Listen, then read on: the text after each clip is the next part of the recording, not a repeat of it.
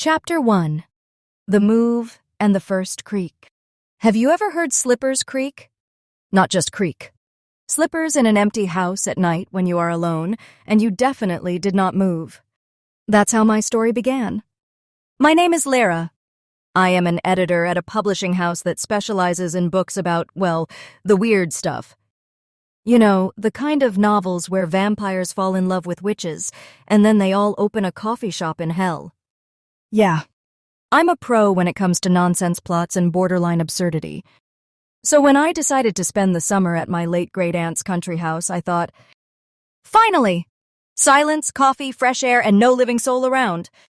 Well, almost. Everything started that first evening.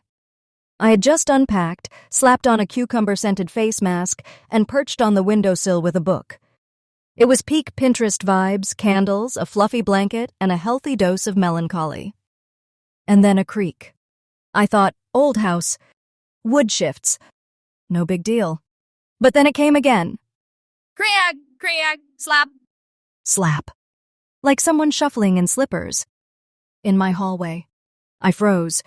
My face mask started to harden. I waited. Silence. Then I did what any sane woman would do. I grabbed a banana, the only thing remotely weapon-like in reach, tiptoed to the hallway, and whispered, "Hello?" Nothing. Just me. The banana. And the unmistakable sound of slippers making their ghostly rounds. Maybe I should have stayed in the city. But then again, that would have been a very boring summer. Chapter 2. The Neighbor with the Axe and the First Date.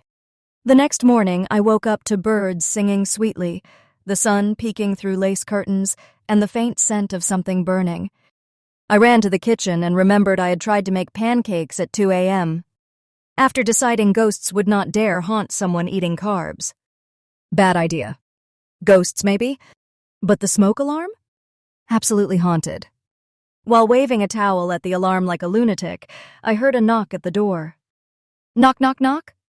I opened it, expecting, a curious local or maybe Death herself offering pancake tips. Instead, I found a man. Tall, slightly scruffy, plaid shirt, and holding an axe. "Morning," he said casually, as if he wasn't standing there like a lumberjack from a horror film. I smelled smoke. Thought maybe the old place finally caught fire. I blinked. No. Just emotional cooking. He smiled. Oh no. He has dimples. I'm weak to dimples. I am Max. I live 2 houses down. This place hasn't had anyone in it for years. Figured I'd come check. And bring an axe? Oh, this? He looked at the axe like he had forgotten he was holding it. I was chopping wood. For the fireplace. Totally not murder-related. I laughed nervously, but genuinely. Cool. Because I don't think I'm emotionally prepared to be axe-murdered before coffee. Same, he said. Speaking of, there's a cafe in the village. Best coffee within 10 kilometers. Want a guide? I raised an eyebrow. Is this your idea of a countryside pickup line? He grinned. Only if it is working. It was. 10 minutes later, I was in his truck, which smelled like pine, coffee, and a hint of dog. Max drove like someone who had done it 1,000 times, which made sense, but my city brain was still sure a squirrel would jump out and kill us both. "So," he said as we drove through winding roads, "you here alone?" I hesitated. Yeah, just me. And maybe a ghost. Or some very noisy slippers. He laughed. Let me guess. First night, creaking in the hallway? That's classic. This house has stories. Do you know them? Only if you buy me a second coffee. I smirked. Smooth. He winked. Only slightly murdery. Chapter 3. The slippers moved, or did they? After coffee, which was suspiciously good, maybe the ghosts make it, Max dropped me off with a cheerful, "Don't die," and disappeared down the dirt road like a Hallmark movie love interest with a potentially dark backstory. I stepped back into the house. It was quiet. Too quiet. The kind of quiet that makes your ears hum. The kind of quiet that says, yes, someone is definitely watching you from the antique mirror. I shrugged it off. Probably just caffeine-induced paranoia. I went upstairs to change into comfier clothes, passed the hallway, and stopped cold. The slippers were not where I left them. Yesterday, I'd neatly placed them next to the front door like any sane person raised by a don't bring shoes inside mother. Now, they were halfway up the stairs, facing up like they were walking themselves to the bedroom. I stood frozen, towel in hand, hoodie half over my head. Then I said out loud, because that's what people in horror movies never do, "Okay. No. This is not happening." I marched down, grabbed the slippers like they had personally offended me, and tossed them back to the door. "Stay," I commanded, like they were a disobedient dog. They didn't move. Good. Ghost, 0. Lyra, 1. Feeling bold, I made tea and started reading a cheesy vampire romance for research, of course. About 10 pages in, I heard a soft slap, slap, slap. I turned my head slowly. The slippers were now in the middle of the hallway. Not facing the stairs. Not facing the door. Just facing each other. Like they were having a private conversation I wasn't invited to. That night, I set up a trap. Motion sensor light. My phone camera. A snack for me, not the ghost unless it likes cookies. Nothing happened for hours. I dozed off on the couch. At 3:47 a.m., I woke up to the blinding flash of the motion light and the unmistakable sound of shuffling. I grabbed my phone. The slippers were gone. The door was open. And somewhere in the distance, I swear I heard a giggle. Chapter 4. The Mirror That Reflected Strangers. The next morning, I made a critical decision. I was either going to solve this haunting, or the slippers would become firewood. Coffee first. Dignity second.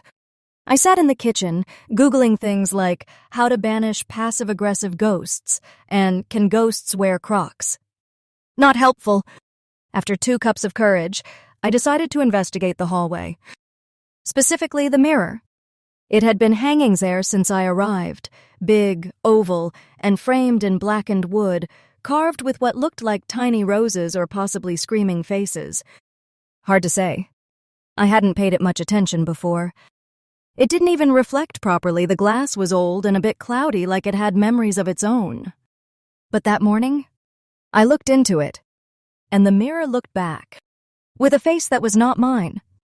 It was a woman, pale, long dark hair, wearing a dress that hadn't been in fashion since someone said, "Let's invent corsets and ruin backs forever." She blinked. I did not. I screamed. She didn't. I spun around. The hallway was empty. I looked back. The mirror showed just me now. Of course, because ghosts are dramatic little jerks who love good timing. I called Max. Not because I was scared. Obviously. I just, thought he might know a good antique repair guy. Also, his voice made my spine do that little shiver thing. He picked up on the second ring. "Hey," I said casually, like I totally wasn't about to start crying into my toast. "Quick question, does this house come with a haunted mirror, or is that extra?" "Mirror?" he said. "Oh, you found that thing." "That thing?" I repeated. "Max." "What?" "Thing." He sighed. "Look, I didn't want to freak you out, but yeah. Locals say the mirror belonged to your great-aunt's twin." I didn't know she had a twin. Exactly. Most people didn't. Some say she disappeared inside the mirror. Oh, cool. So I'm living inside a fun little gothic novella. Should I start speaking in riddles and wearing lace gloves? He laughed. Only if you invite me to your dramatic breakdown. You are already on the guest list. Later that day, Max stopped by with pastries and a flashlight just in case we needed to interrogate the mirror. We stood in front of it. I was gripping a cinnamon bun like a stress toy. Nothing happened. No pale woman. No weird reflection. Just me, slightly puffy-eyed and holding pastry like a weapon. Max said, for a haunted mirror, it's kind of a diva. Shows up once and disappears for dramatic effect. She's probably just shy. Or waiting for the sequel. Then right as Max leaned in, the mirror flickered. Just for a second. His reflection turned to look at me, but he didn't. I gasped. Max looked confused. What? He asked. I shook my head. Nothing. Just nerves. Probably. Or maybe the house was playing games again. Chapter 5. A romantic dinner with a ghost and soup. That night I made soup. Not because I'm a domestic goddess, but because I had 3 aging vegetables, a suspicious onion, and a desperate need for comfort food after Mirror Lady's brief cameo. I lit some candles, partly for vibes, partly because I didn't trust the wiring in this house. The dining room looked almost cozy. Almost. I set the table for 1. Then, after a pause, added a second bowl. Just in case the ghost was hungry. Enjoy, I muttered, placing the spoon next to the empty chair. Vegetarian. Sorry if you're the blood of the innocent type. And then, because I was spiraling emotionally and also had just finished a full bottle of kombucha, I pulled out my phone and texted Max. Lyra, I may or may not be having soup with a ghost. Want to join before things get weird? Max, on my way. Bring your ghost a napkin. Be polite. 10 minutes later, Max walked in with his usual confidence and a bottle of red wine. I brought backup, he said, holding it up. For courage. I made soup, I said. For balance. He glanced at the extra place setting. We are expecting company? I figured she is already haunting me, might as well feed her. Max sat down across from me, looking absurdly attractive in low candlelight, even with a questionable ghost third wheeling us. We started eating. Silence at first. Then laughter. Stories. Teasing. It was nice. Warm. Real. Somewhere in the middle of talking about his disastrous attempt to adopt a goat last year, I realized I hadn't felt this relaxed in a long time. Not even the creaky hallway or the haunted mirror felt scary anymore, until the chair next to me pulled back. Slowly. Loudly. I froze, spoon halfway to my mouth. Max's eyes widened. Okay. That's new. Then the soup bowl slid an inch forward. Just a little. Like someone was reaching for it politely. I turned to the empty chair and said as calmly as possible, Would you like bread? The candle flickered wildly. Max said, I think that's a yes. The rest of the evening was surreal. The ghost didn't throw anything. Didn't hiss. Didn't crawl across the ceiling. She just sat there. Once I could have sworn I saw a faint shimmer in the air like heat waves or glitter in the shape of a woman. After Max left, he texted me. Max, that was the strangest third date I've ever had. Also, I think your ghost likes me. Should I be worried? Lyra. Only if she starts wearing my slippers.